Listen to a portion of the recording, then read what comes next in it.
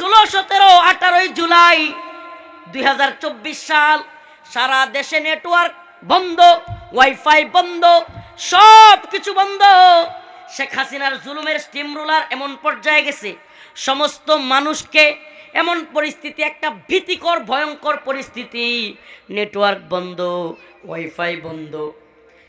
এক জেলার খবর আরেক জেলা জানে না, এক থানার খবর আরেক থানায় জানা যায় না।